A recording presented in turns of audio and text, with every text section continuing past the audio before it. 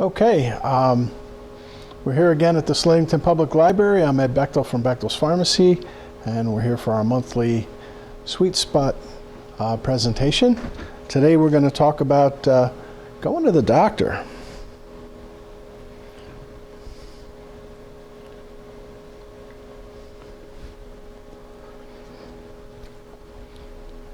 So Ed, I come to these lectures every month. I'm watching what I eat. I'm getting plenty of exercise.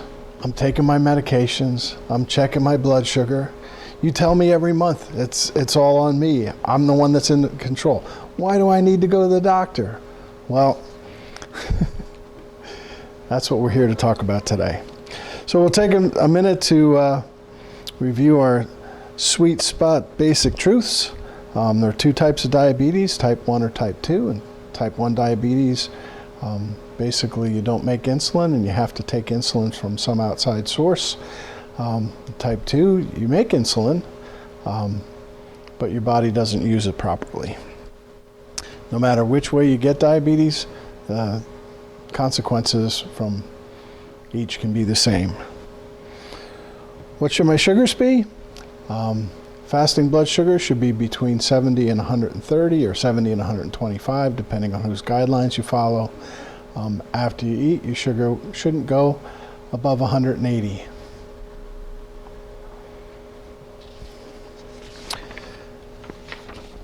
How do we control our blood sugar?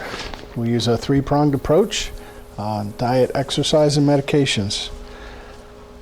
You'll notice that two of those three legs are totally under your control, and even the third one is partially under your control. You decide whether or not you're going to take your medications as prescribed.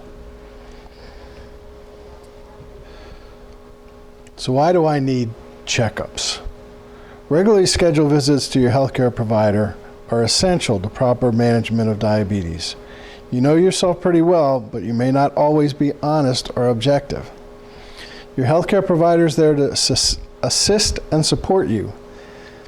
He or she can listen to the information you provide, obtain other information by tests and examinations, help you make a management plan that's current, effective, and designed exclusively for you.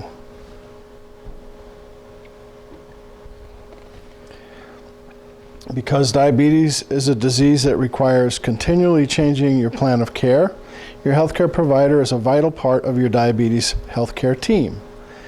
Your healthcare provider may also ask a dietitian, nurse, diabetes educator, or pharmacist for assistance.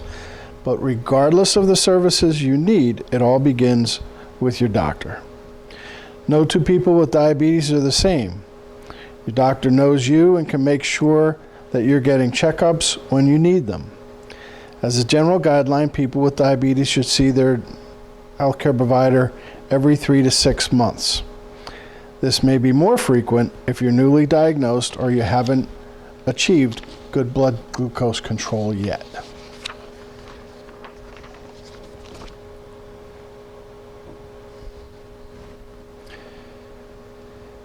These things seem pretty straightforward. Your weight, of course, is a good indicator of how well your diet and exercise plan is working. Your blood pressure is an important way to assess for any heart or cardiovascular complications related to blood sugar control. By having regular checkups, your healthcare provider can see any changes that occur and do further testing if needed. It's always easier to treat a problem early than it is to wait until it's severe and more difficult to treat.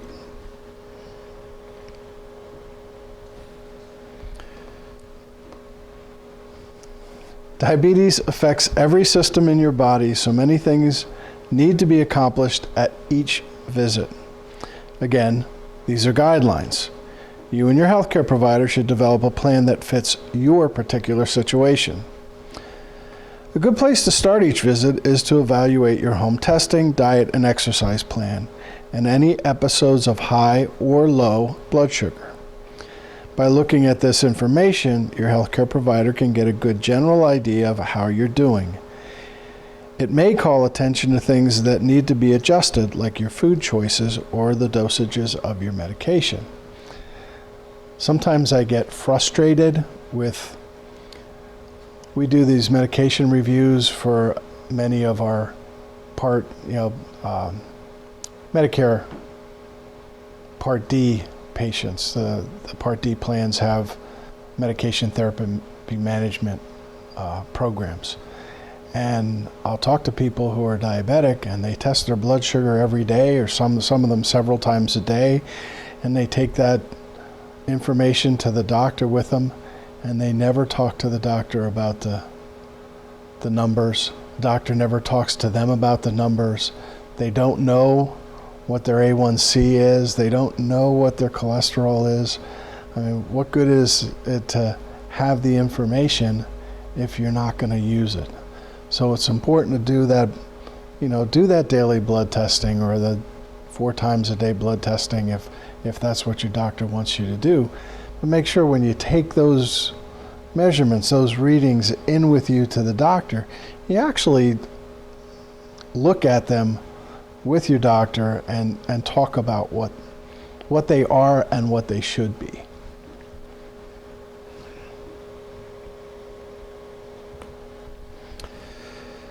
So these are areas that need a quick look at every visit. If your healthcare provider expresses any problems or concerns, you may need treatment or more frequent examinations. Although we aren't focused on the entire healthcare team today, it's important to quickly discuss the more extensive examinations that people living with diabetes need throughout the year. You should visit an ophthalmologist once a year to have an eye exam that includes a dilated retinal exam. You also need to have a comprehensive foot exam yearly. This will include checking your pulses, reflexes, and sensation, as well as a general visual inspection of your legs and feet. Since diabetes can affect your mouth, gums, and teeth, a yearly dental exam is important. Your healthcare provider can assess these areas during your regular visits as well to catch any problems that need to be treated. You should also have your healthcare provider look at your skin at least once or twice a year. He or she should pay special attention to areas that you cannot see well and areas that may have decreased sensation.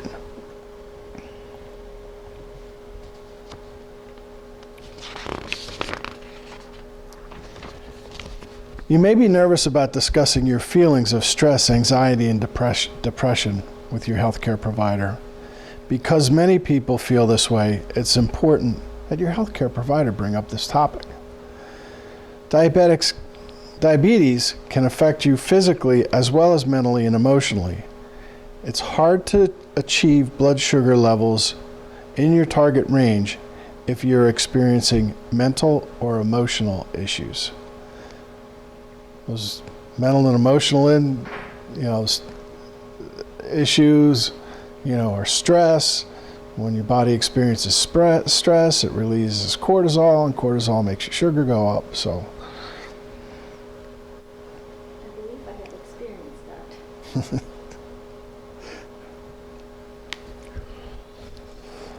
Effective diabetes management requires an accurate and honest reporting of your alcohol and tobacco use. Your healthcare practitioner will usually inquire about this during your first visit. Don't be upset if it's asked again and again.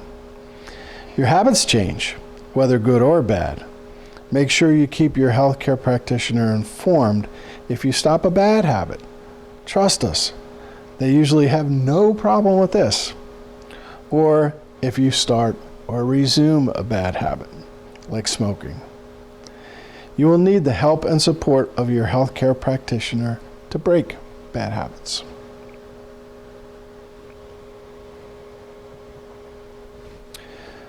Almost every visit to your healthcare practitioner will involve blood work. Your hemoglobin A1C is usually done every 3 months. Remember that this test gives a picture of your blood sugar control over the past 3 months. You also need to have a lipid profile done yearly. This is your cholesterol, triglycerides, HDL, and LDL.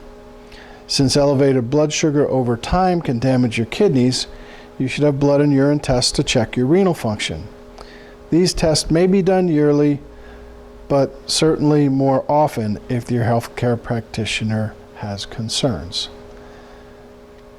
And it's not a bad idea to have the blood work done, a week or so before you have your visit with your doctor, so then you can discuss the results at your visit.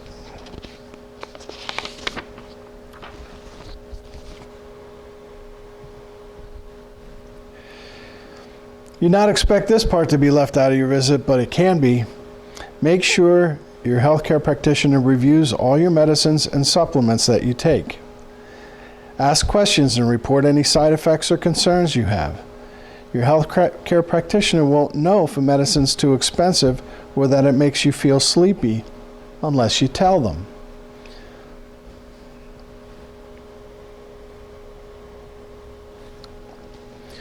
One important part of your visit is to make an emergency plan. If your healthcare practitioner can help you learn what to do for low or high blood sugar, when you need to be seen, or what to do if you get sick. You can also get instructions for diabetes management during travel so that you're prepared and ready to go.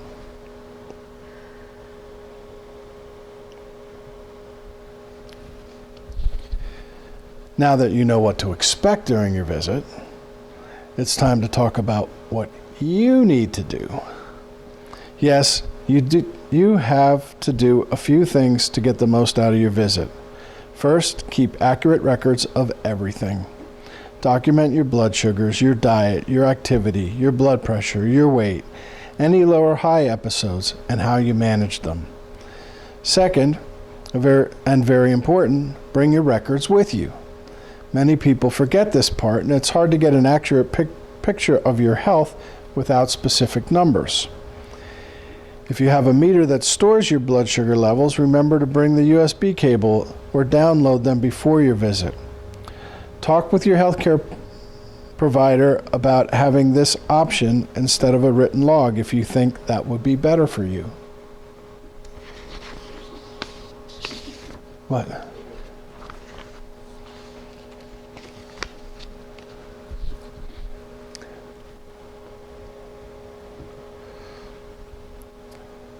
Bring all your medicines and supplements, prescription and over-the-counter that you take. Bring anything you take occasionally, like medicines for cough and cold or allergies. Your pharmacist can print out a list of the prescription medicines you receive, but some healthcare providers want you to bring the actual bottles. Be sure to report any side effects or problems. This includes costs, pill size, or even having to take something too often and forgetting it. Ask about different options that might work better for you. You can also talk to your pharmacist about these concerns and get recommendations that might help you and your healthcare provider when making these decisions.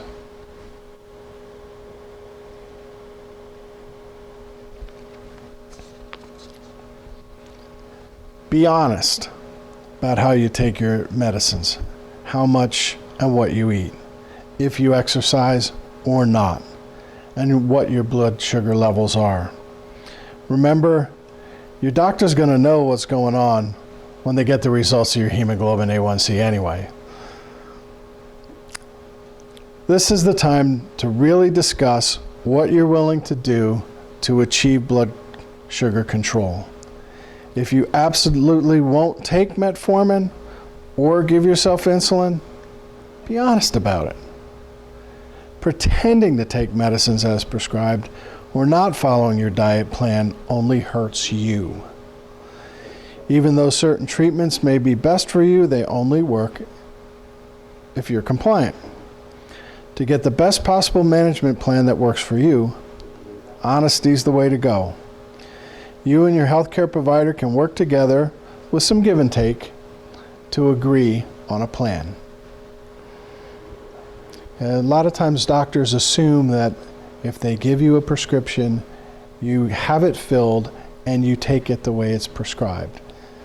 But it's amazing how many prescriptions go unfilled, and for how many people, a month's supply will last 2 or 3 months.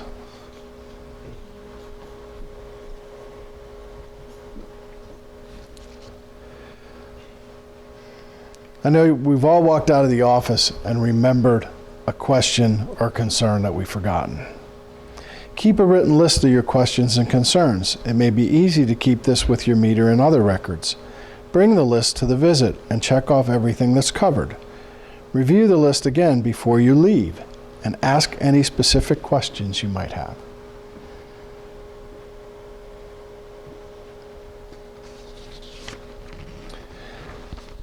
Don't leave until you understand your plan and any changes. Be sure that all your questions and concerns have been addressed to your satisfaction.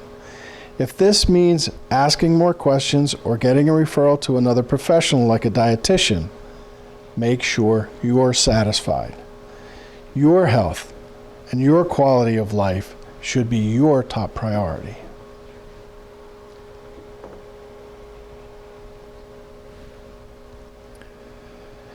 Now you've got your list of things to do and what to expect. Now let's talk about what to expect from your healthcare practitioner. Your healthcare practitioner should stay informed and up to date.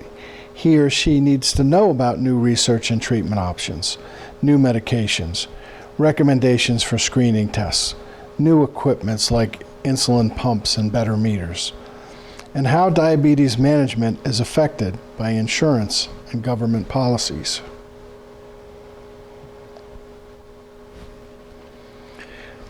Your healthcare practitioner is your advocate. In this role, he or she should include those that help and support you in your diabetes management. The people that know you best are a valuable source of information. With your permission, they should be included in your diabetes management decisions, like your spouse.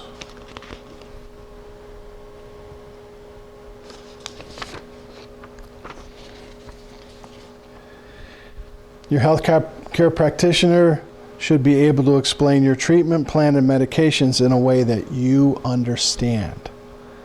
This may mean written material, videos, foreign language translation, or use of assisted devices for vision and hearing impaired. Regardless of your education level, reading ability, memory, mobility, or any other circumstances, you should have instructions that you understand and you can follow.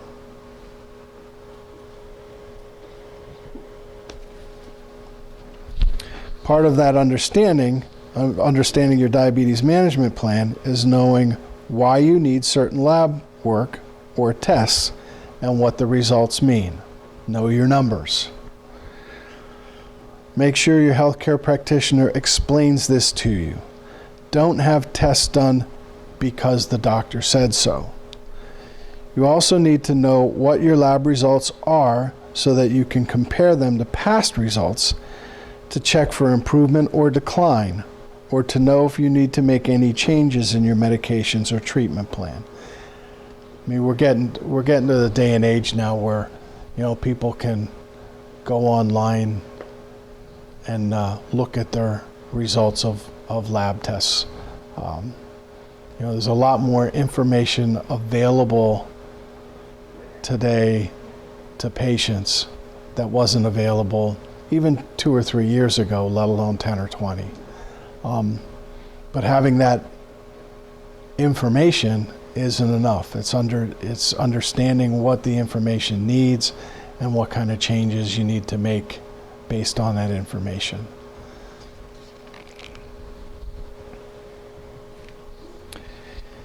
Any questions or concern that you have, you should receive an answer. Your healthcare practitioner can address most of these during your regular visit, but for more difficult questions or concerns, you may require an expert. Your healthcare practitioner should be able to refer you to another professional as you need it.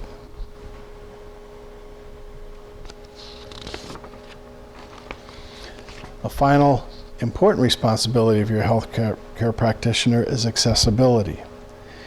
You need to be able to get a routine appointment in a reasonable amount of time, usually within a month of the day that you call. You should also expect to be able to see your healthcare practitioner or an associate for non-emergency care for minor complaints. This service varies greatly depending on the number of providers in the office, the availability of after-hours or weekend hours, and the type of problem you're having. Discuss this with your healthcare practitioner and find out what options are available for you before you need care. Another part of being accessible is the availability of a nurse call line for simple questions or refill requests. This too varies greatly. Make sure you know what your healthcare practitioner offers. Last, your healthcare practitioner should not appear to be rushed or distracted. Yes, their time is valuable, but so is yours. There should be plenty of time during your appointment for your questions. You should feel like your healthcare practitioner respects your time and takes your questions and concerns seriously.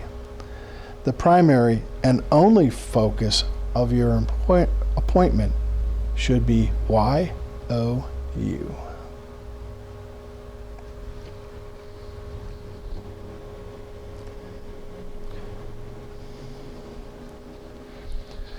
Part of your regular care must include immunizations.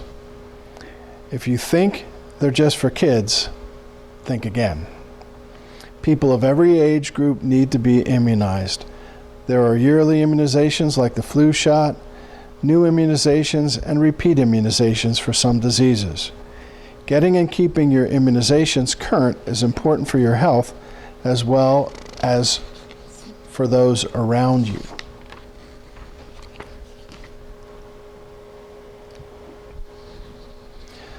Like many things in healthcare, figuring out appropriate immunizations can be confusing, especially since the CDC looks at their guidelines every year, and it seems that every year something changes. Many different professional groups, including doctors, public health officials, research scientists, and organizations like the American Diabetes Association, provide information to help determine who should receive immunizations and which ones are appropriate. For general guidelines, the Centers for Disease Control and Prevention, the CDC, is the best place to start. Using their recommendations, your healthcare provider can help you decide which immunizations you need. They must also take into consideration the country where you live and any countries you plan to visit, since diseases can be more prevalent in certain areas.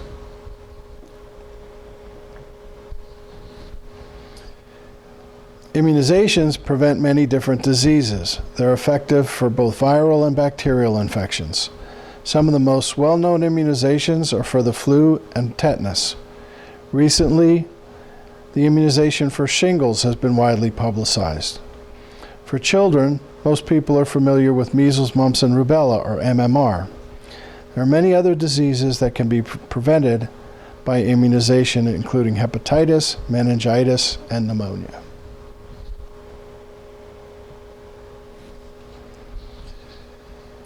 Immunizations are powerful. Medicines treat and cure diseases, but immunizations actually prevent diseases. An immunization contains the same germ, bacteria, or virus that causes the disease. The germ has been killed, weakened, or altered so that it can't cause an infection. When your body realizes that the germ is present, your immune system begins producing antibodies to get rid of it. Because the immunization imitates the disease, you get the benefit of immunity without having to be sick.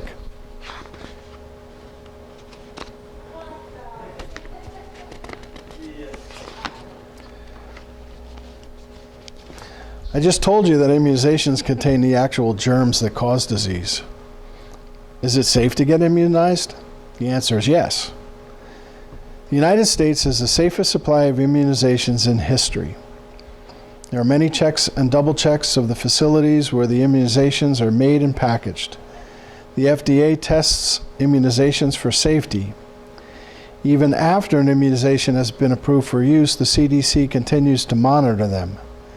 If you're worried about safety, speak to your healthcare practitioner about your concerns. Don't rely on hearsay or rumors. Get the true facts before you make a decision. Factors such as age, lifestyle, previous immunizations, and the presence of high-risk conditions such as diabetes should be considered when making your timeline to receive immunizations. Adults need a flu vaccine every year. You should have a tetanus shot every 10 years. One-time immunizations for adults are pneumococcal, shingles, and pertussis, or whooping cough.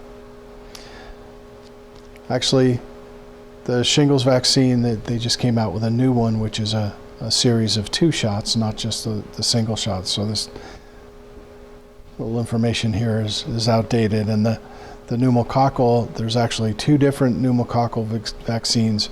You should have 1 dose of each.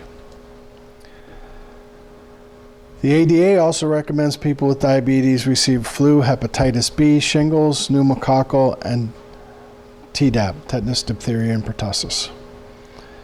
They also suggest immunizing for MMR if you were born in or after 1957 and have never had it. Immunizations for chickenpox is recommended if you were born after 1980 or haven't had chickenpox.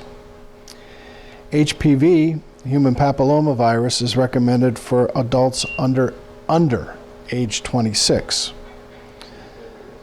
The schedule on the screen can easily be printed from the CDC website, www.cdc.gov.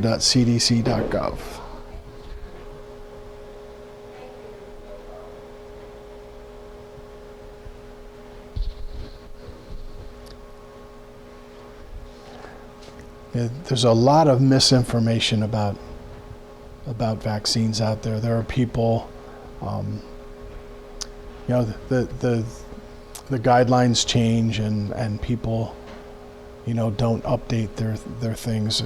Not too long ago, I had somebody in the pharmacy asking me about the pneumococcal vaccine, and I told them that, they should have 1 dose of the Prevnar 13, and then a year later have a dose of the Pneumovax 23. And there was another gentleman standing there, eavesdropping on the conversation, and he had just come from the hospital, and he said, "You're wrong. I have something from the hospital here that says I need a pneumococcal vaccine every 5 years." Well, the CDC changed that recommendation a long time ago. So that every 5 years is still out there, still by some healthcare entities being promoted. So, the CDC is your best choice for getting that information. Even some healthcare providers aren't up to date. So keeping a record of your immunization is important, especially since it usually starts in childhood and continues throughout your life.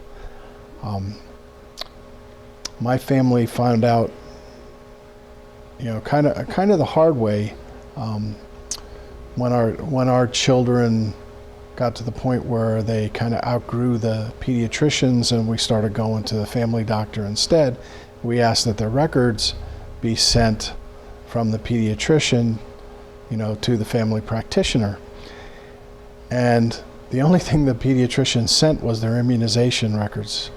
And, my one son had a lot of health problems when he was very young. And none of the reports from any of the specialists he saw or any of the documentation with that went to our family doctor. And then he had to have surgery, and during the pre-surgical exam, the nurse practitioner that was giving him the physical heard a heart murmur. And she said, did you know that he had a heart murmur? Well, yeah, he's had that since he was a baby. We took him to St. Christopher's. He was evaluated by a cardiologist there. They said it was nothing that that was life-threatening or needed to be taken care of, that he'd be fine. Well, we have no record of that. Well, we had his records sent from the pediatricians to you when we transferred in here. Well, all we got was the immunization record. So as a result of that experience, I would recommend that any parents keep all of their own records of their children, because you can't necessarily depend on the physician's office to always keep the best records and transfer them along when it would be appropriate. Ask your doctors for copies of everything. Keep your own file. Anyway, as far as keeping up with your immunizations,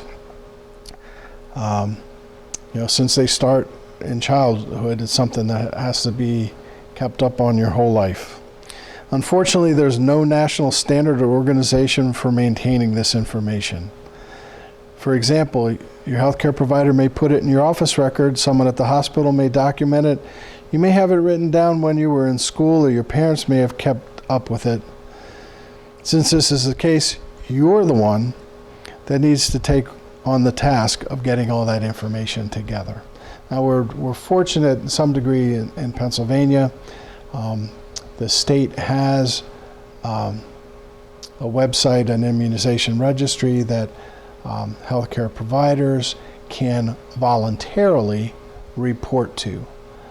At this point, most are, though not all, and it will give you, pretty good records, for the last several years. Before that, they're just not in there. But for people born now, it's probably a good thing. They'll be able to always have that record.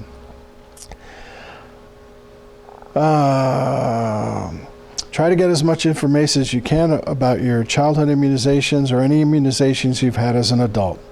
You can ask your healthcare provider, pharmacist, or clinic for a form to document your immunizations. You can also print a copy from the CDC website. Once you have this, fill in what you can, then take it to your healthcare provider and have someone there document any immunizations you receive from them. Keep this record with your important health information, like your medications and allergies. Take it with you to any doctor visits or hospitalizations. Remind your healthcare practitioner to update it every year. Remember, your immunization status is just as important as knowing what medicines you take. In the past, you had to visit a doctor or go to a health department for immunizations. Now there are other options. Your healthcare practitioner, urgent care clinics, pharmacies, community centers, and health fairs may provide certain immunizations. You can go to Dorney Park the first weekend in November and get a drive-by flu shot. Just remember, document any immunizations you receive so your healthcare practitioner can make sure that you're up to date every year.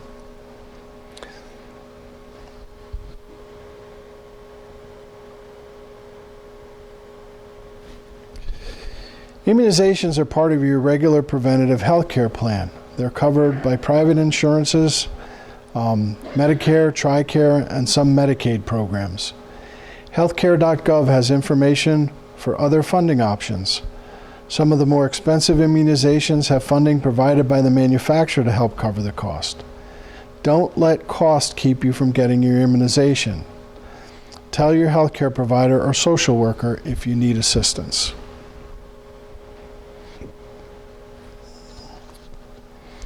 Regular visits with your healthcare provider for diabetes management is important to your health.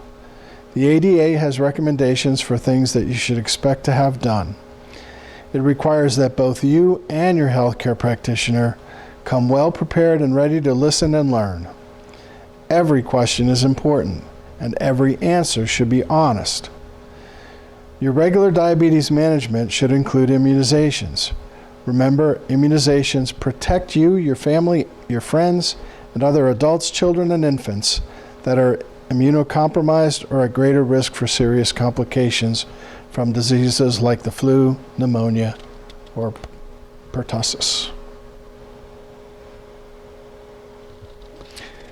And that's this month's recipe.